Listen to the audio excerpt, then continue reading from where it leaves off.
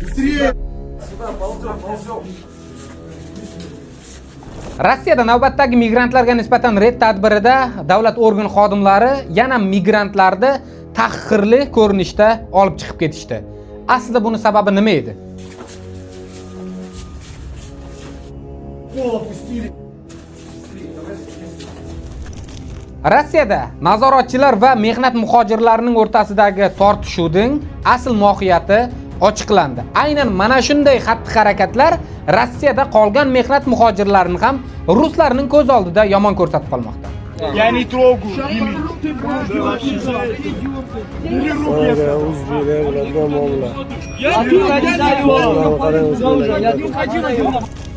Rossiyada ishlab yurgan musofir aka-ukalarimiz va opa-singillarimiz, hurmatli obunachilar, kanalimizga xush kelibsiz. Sizlar bilan men Qilichbek. Bugungi video roligimizda ham sizlarga bugun Rossiyada bo'layotgan yangiliklarni taqdim etamiz. Albatta, videoni ko'rishdan oldin sizlardan iltimosimiz, erinmasdan bitta like bosib qo'ying va kanalimizga obuna bo'ling. Shu yo'l orqali bizni qo'llab-quvvatlagan bo'lasiz. Videoni oxirigacha ko'rgandan keyin kommentariyaga o'z fikringizni yozib qoldiring. Videoni esa tarqatish esdan chiqmasin. Ijtimoiy tarmoqlarda tarqalgan mana bu videorolik ko'plab musofir aka-ukalarimizni muhokamalariga sabab bo'lmoqda.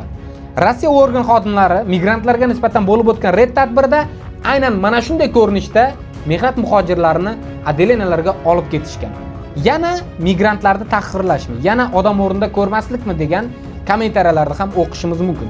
Lekin Rossiyaning ba'zi bir Telegram kanallarida buning asl sababi ochiqlandi. Qanchalik rost, qanchalik yolg'on, hozir men sizlarga tushuntirib o'taman. Undan oldin esa kelinglar videorolik tomosha qilamiz. Быстрее! Сюда, ползем.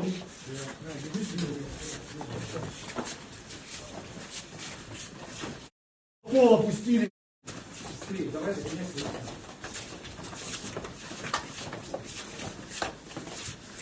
Вы там вторым рядом идете, друг за другом сказал. Одним рядом идите. Я сказал, друг за другом. Что понятного? Друг за другом. Фамилия, имя, отчество. Имя, отчество. Дата рождения. 2 года. За что задержан, понял? Bilasiz, hozirgi vaqtda Rossiyada kurslar bir pasayib, bir ko'tarilib ketyapti. Shuning uchun men sizlarga eng zo'r kurslarda O'zbekistonga pul o'tkazadigan ilovani tavsiya qilaman. Tezda ilovasi. Bu ilova orqali sizlar Rossiyadan turib istalgan O'zbekistondagi Humo va Uzkartlarga bez komissiya pul o'tkazmasini amalga oshirsangiz bo'ladi. Bu ilovaning yana bir qulay tarafi shundaki, O'zbekistondan turib Rossiyadagi do'stlaringizni ham kartalariga pul o'tkazmalarini amalga oshirsangiz bo'ladi. Ilovani yuklab olish uchun App Store va Play Marketdan qidirishingiz mumkin. Silkasi kommentariyada turibdi. O'sha silkani ham bosib, bemalol telefoningizga yuklab oling va qiynalmasdan pul o'tkazmalarini amalga oshiring. Videoda ko'rganingizdek, Rossiya davlat organ xodimlari migrantlarga nisbatan navbatdagi red tadbirini o'tkazishgan yotoqxonaga va qo'lga tushgan aybi bor, aybi yo'q, dokumenti bor, dokumenti yo'qning hammasi, ya'ni mehnat muhojirlari aynan mana shu ko'rinishda olib chiqib ketilmoqda. Ya'ni bu xatti-harakat mehnat muhojirlariga nisbatan haqorat hisoblanadi. Chunki bu insonlar aybsiz, uyushgan jinoyatchi emas yoki boshqa emas, shunchaki red tadbirga qo'lga tushgan. Lekin videoni oxirida ko'rganingizdek, bir yigit so'roq qilinmoqda va chiroyligina kaltak ham yegan. Va bu ikki videorolikda nima aloqasi bor bir-biriga? Shuni biz sizlarga ochiqlab o'tib ketek. Rossiyaning Telegram kanallarida aynan shu xabar tarqalmoqda. Mehnat muhojiri yosh mahalliy rus qiziga tegajonlik qiladi, ya'ni nomusiga tegadi va qochib ketadi. Rus qizi bo'lgan voqeani barini ota-onasiga aytadi. Ota-onasi esa politsiya xodimiga shikoyat qiladi. Politsiya xodimlari bo'lgan joydagi kameralarni ko'taradi va mehnat muhojiri qayoqqa qochganligi, qayoqqa ketganligi va qaysi yotoqxonaga kirganligini aniqlaydi va red tadbirini uyushtiradi. Va oxir-oqibat aynan mana shu yigit u joydan chiqadi. Lekin haqiqatan bu yigit rus qiziga tegajonlik qilganmi yoki gabotganmi, shilqimlik qilganmi, yo'qmi, u yeri ko'rsatilmagan. Haqiqatmi yo tuhmat? Kommentariyaga o'z yozg'ingizni yozib qoldirasiz degan umiddaman. Rossiyada ishlab yurgan aka-ukalar, mana ko'ryapsizlarmi? Bir insonni ahmoqligi tufayli qanchadan qancha musofir aka-ukalarimiz aynan mana shunday ko'rinishda chiqib ketmoqda. Iloji boricha Rossiyaga ishlashga bordingizmi? Qo'pol qilib aytganda yoshlarimiz ko'tti qisib ishlab yuringlar. Bo'ldi. Qo'pol bo'lsa ham nima uchun bu gapni aytyapman? Endi mana bu videorolikni ko'ringlarda. Я не трогаю. Onaga o'zbeklar bo'ladigan muomala. Я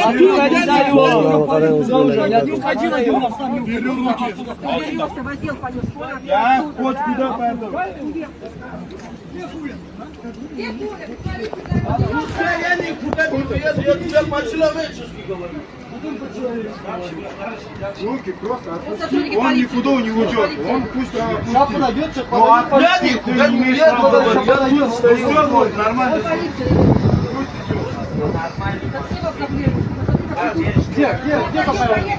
Bu videoda ko'rganingizdek, nazoratchilar mehnat muhojiriga yopishyapti va qolgan musofir aka-ukalarimiz ham aralashyapti. Xo'p, bu tortishuv nimadan kelib chiqqan? Oddiy bitta chipta olmasligi uchun. Ya'ni chipta olmasdan avtobusga yoki metroga chiqmoqchi bo'lgan, lekin nazoratchilar ko'rib qo'ygan. Va tekshirayotganda mana shunaqa holat yuz bergan va ularning o'rtasida konflikt kelib chiqqan. Va qolgan musofir aka-ukalarimiz ham endi birga ishlashgandir, yo birga yotoqxonada yotar, aralashyapti, qo'yinglar yoki u bu balkim kimdir olib beraman degandir. Lekin aynan mana shu ko'rinish ham xunuk bir holat. Sabab, arzimagan pulga chipta beradi. Ya'ni avtobusga bo'lsin yoki metroga bo'lsin, lekin ko'ryapsiz, nazoratchilar bilan o'rtada tortishuv chiqdi. Xo'p, o'sha vaqtda politsiya xodimlarini chaqirib yuborsa, povod bo'lib bo'ladi. Ya'ni politsiya xodimlariga nafaqat o'sha chipta olmagan mehnat muhojirini qo'shib qolganlarni ham olib ketadi. Kimnidir vaqtini o'g'irlaydi, kimdir dokumenti bo'lsa, u deport bo'ladi, zapret bo'ladi, adelinaga tushadi va hokazo va hokazo. Arzimagan bitta chipta tufayli nazoratchilar bilan tortishuv kelib chiqmoqda. Xo'p, aybing bor ekan, nima qilasan tortishib? To'g'rimi? Aynan mana shunday xunuk holatlar Rossiyada ishlab yurgan tinchgina ishlab yurgan aka-ukalarimizda, musofirlarda halovatini yo'qotmoqda. Va qolgan rus millatiga mana bu migrantlar unaqa deb yomon ko'rsatib qo'ymoqda. Biz har doim ogohlantiramiz. Ey, o'pkangni bosib ol. Sen Rossiyaga boribsan, xo'p sen tentakdirsan, o'g'irdirsan, g'ardirsan, seni hech kim ko'rmayapti emas. Sen o'zbekning g'ururini, nomini yelkangga ko'tarib yuribsan. Balkim tojikdingdir. Lekin ruslarning nazarida migrantlar dedimi? Bo'ldi, ket qirg'iz, o'zbek, tojik hammasi kirib ketadi. Xullas shunday. Shuning uchun iloji boricha o'zimizni qonun-qoidamizni, yurish-turishimizni bilib olaylik.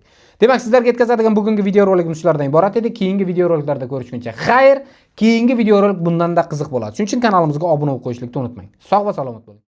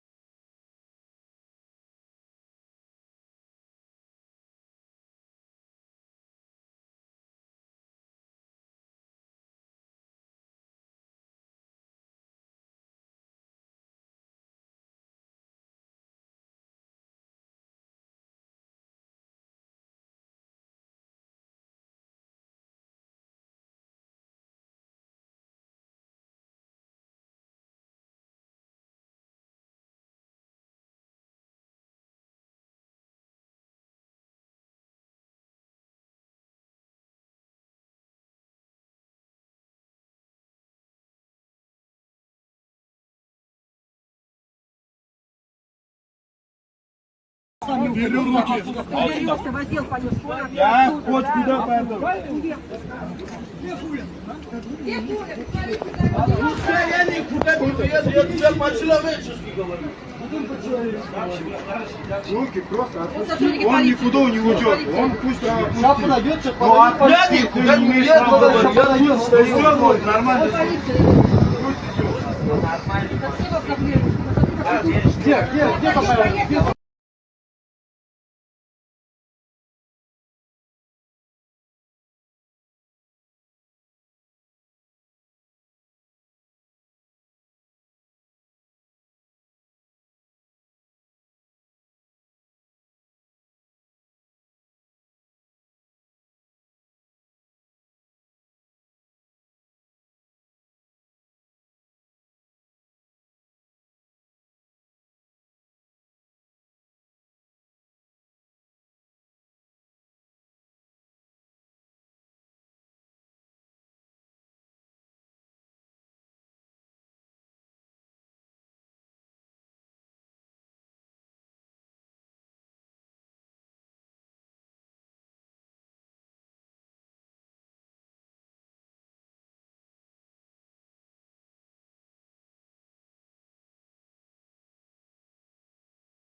Сидел в кафе, там отдыхал. Так. Короче, там сидели мужики, там 4-5, не знаю, там 6. Ну, в один круг посидели. Потом один на меня смотрел, короче, смотришь, я говорю, ничего, все нормально, да? Они говорят, что вы сказали, я подошел, поздоровался, все нормально. Он, да, сказал 2 раза, руку тянул.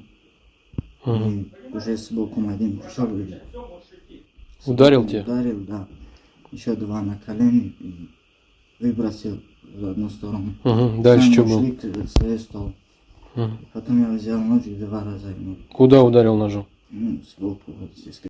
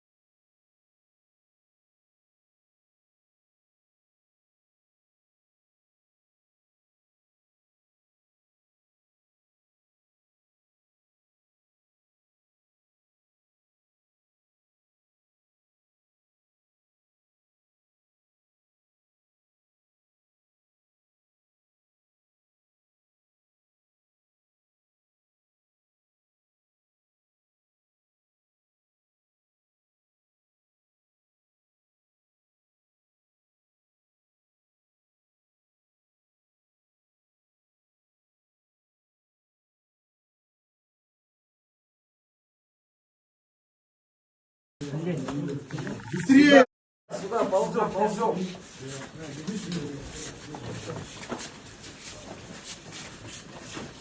Пол опустили.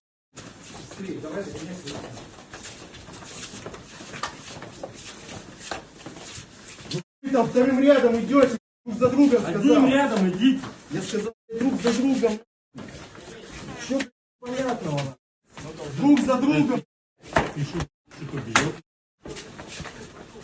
Фамилия, имя, отчество.